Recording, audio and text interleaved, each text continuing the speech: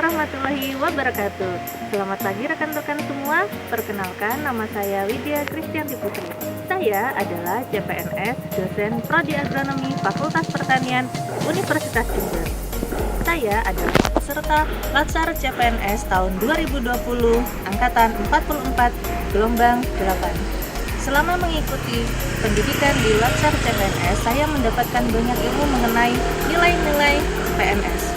Untuk menerapkan nilai-nilai PNS tersebut, saya membuat rancangan aktualisasi. Rancangan aktualisasi akan saya terapkan pada kegiatan habituasi yang dilakukan di tempat kerja saya, yaitu Prodi Agronomi.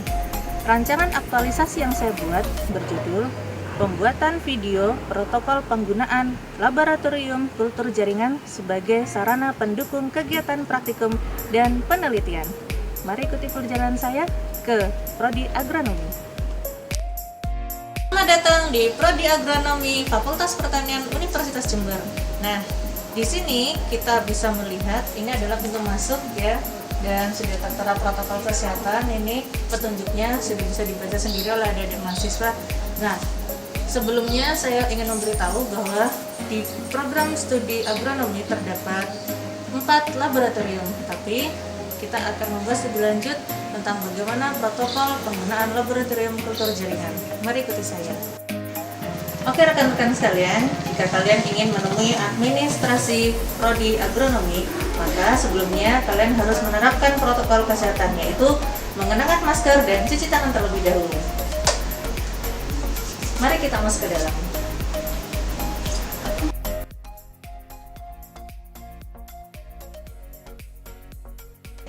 Selamat pagi Pak Darno.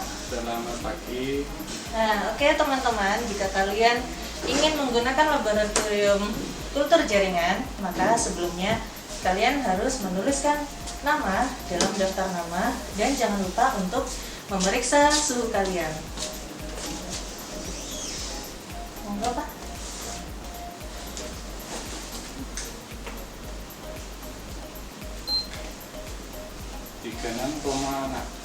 Terima kasih.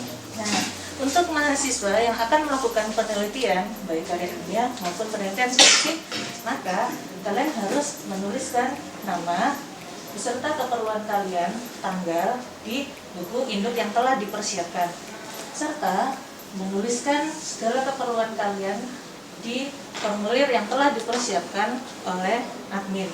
Dalam formulir ini, kalian juga harus menuliskan nama, judul penelitian yang harus ditandatangani juga oleh dosen pembimbing dan diketahui oleh koordinator program studi. Sekian penjelasan dari saya. Setelah ini kita akan langsung ke laboratorium.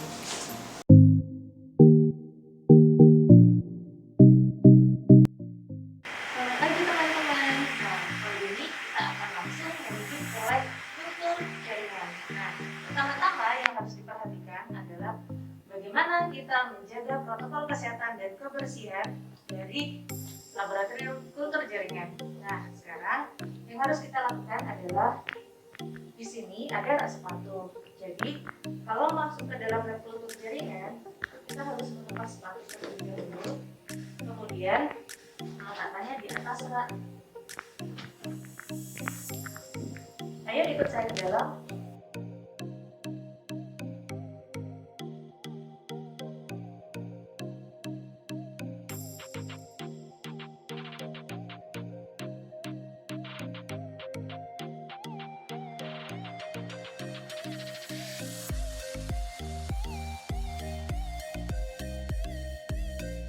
Assalamualaikum. Waalaikumsalam warahmatullahi wabarakatuh. Oke, selamat pagi Pak Didi. Selamat pagi. Mohon maaf mengganggu Pak. Mungkin bisa ada yang saya bantu. Ya, kalau boleh tahu, apakah Bapak bisa meluangkan sedikit waktu? Saya ingin bertanya tentang fungsi ruangan-ruangan yang ada di laboratorium kultur jaringan ini. Oke. Pertama kali ini ada ruang tunggu, jadi semua aktivitas mahasiswa ya nanti ruang tunggunya ada di sini untuk aktivitas, untuk mungkin dia belajar diskusi dengan teman-temannya ada di sini. Dan ini ada ada satu banner yang merupakan hasil penelitian kami yang merupakan menjadikan semangat bagi mahasiswa untuk menyelesaikan studinya. Ini merupakan suatu cara kami bagaimana untuk mengedukasi suatu mahasiswa.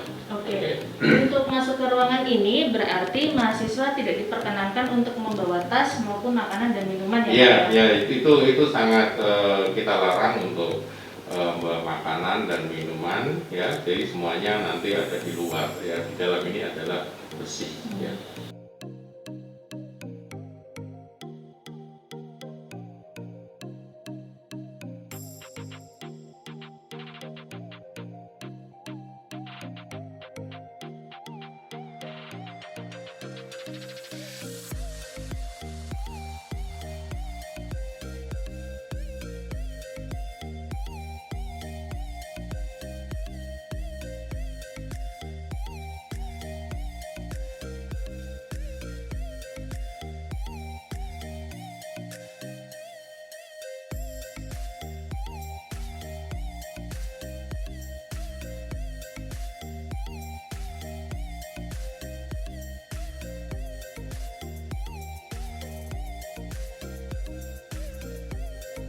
Setelah dari ruang persiapan ini kita kemana ya Pak ya?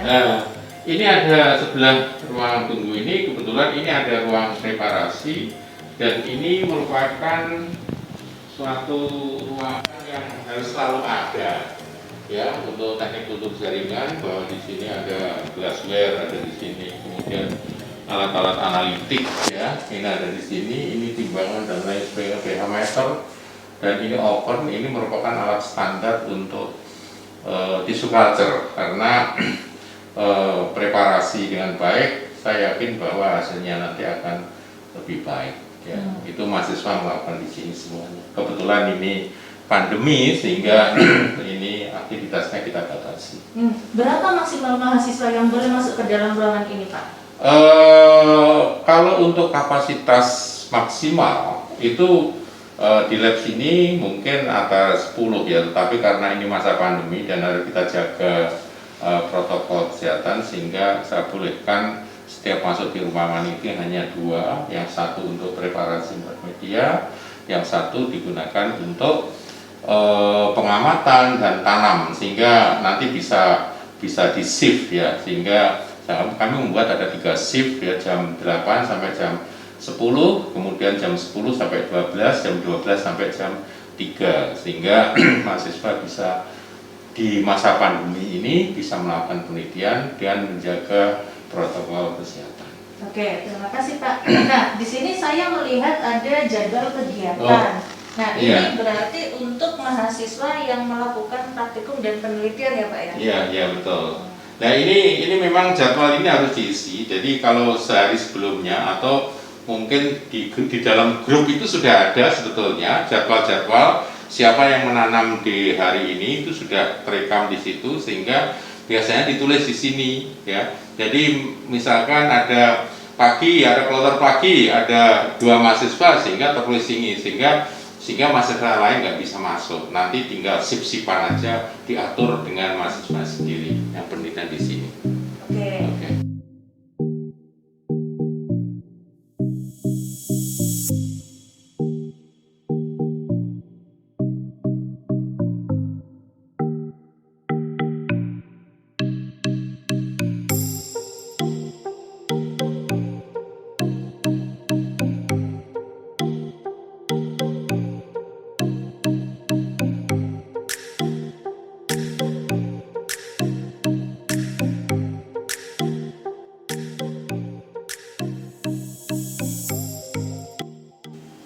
Oke Pak Didi, setelah dari ruang preparasi ini kita kemana ya Pak ya?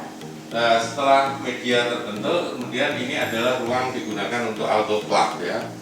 Autoclave di sini kami mempunyai alat autoclave yang otomatis ya. Di situ terlihat di pojokan ini kita mau untuk persiapan ya, untuk membuat media. Nanti di situ setelah membuat media selesai, kemudian media langsung dibawa ke ruang inkubasi. Oke, ruang inkubasi ya Pak ya? Oke. Nah, bisa tunjukkan Pak ruang inkubasi yang mana? Mari. Oke, ini adalah ruang untuk transfer ya, untuk menanam dengan ini laminar airflow ya.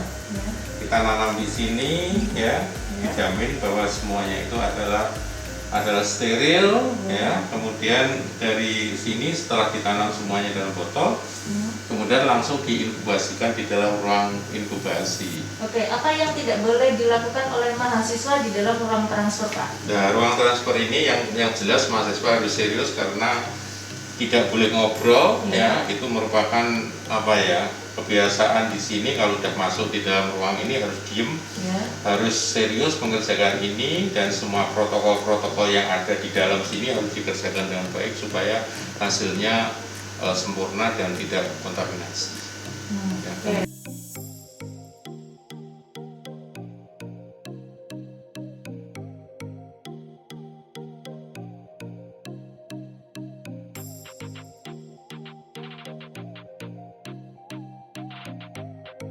Nah, ini merupakan ruang inkubasi yang selalu AC-nya selalu ada. Artinya dia dalam kondisi dingin sekitar 20 derajat Celcius, dan ini adalah hasil mahasiswa kami yang penelitian ya. Ini tanaman anggrek, ada tanaman anggrek, kemudian ada tanaman singkong, dan sini ada tanaman singkong, kemudian ada kentang dan lain sebagainya. Dan ini merupakan penelitian suatu mahasiswa untuk kelulusannya ya.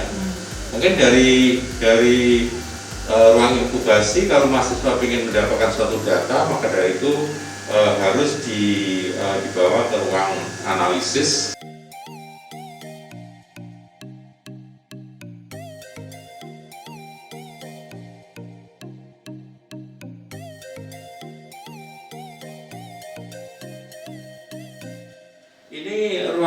Ini ruang analisis. Jadi pada kami mempunyai alat-alat presisi tinggi. Ini adalah PCR untuk kerja molekuler, dan ini adalah mikroskop yang kita komunikasikan, kita konekkan dengan komputer, sehingga pada pembesaran 50 ya, 50 kita bisa melihat kaos dengan jelas di dalam komputer ini.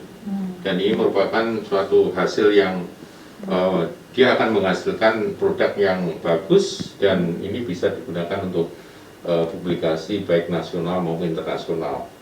Ya. Kemudian di sini ada beberapa ini yang untuk kultur suspensi. Ini adalah shaker ini ya, shaker RB shaker, dan semuanya ini biasanya untuk pekerjaan kultur cair dan suspensi culture. Di samping itu juga kami juga mengerjakan protoklas pada tanaman singkong, bisa menggunakan alat-alat ini. Ya. Nah, untuk alat-alat yang memiliki presisi ini berarti kan ada hal-hal yang juga harus dipatuhi oleh mahasiswa ya, Pak? Apa saja yang tidak boleh dilakukan oleh mahasiswa? Betul, ini mahasiswa kalau mau menggunakan ini harus menggunakan alat ini harus di training dulu. Artinya mahasiswa harus paham dulu. Ya, SOP-nya seperti itu, sehingga tidak ada kesalahan di dalam SOP penggunaan alat. Karena alat-alat ini mempunyai alat yang presisi tinggi seperti PCR ini. Ini merupakan alat digunakan untuk analisis molekuler. Dan ini mahasiswa harus paham. Kalau mahasiswa nggak paham, kita nggak bisa untuk melepas mahasiswa. Harus didampingi dengan pembimbingnya.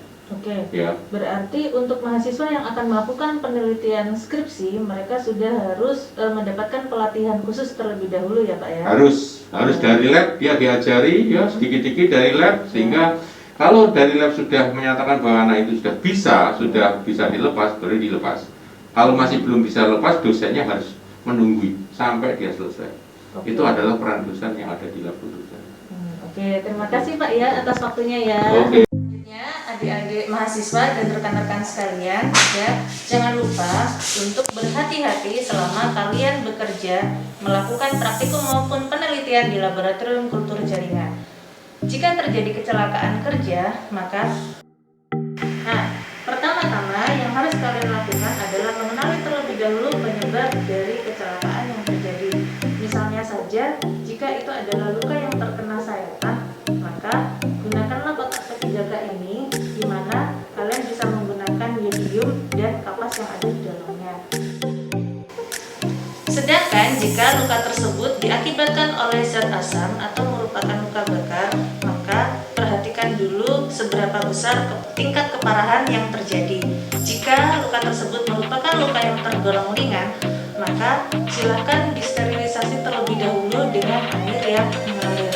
Kemudian segera berkonsultasi kepada tenaga laboratorium agar bisa diobati lebih lanjut. Oke, sekian informasi dari saya. Terima kasih atas perhatiannya. Wassalamualaikum warahmatullahi wabarakatuh.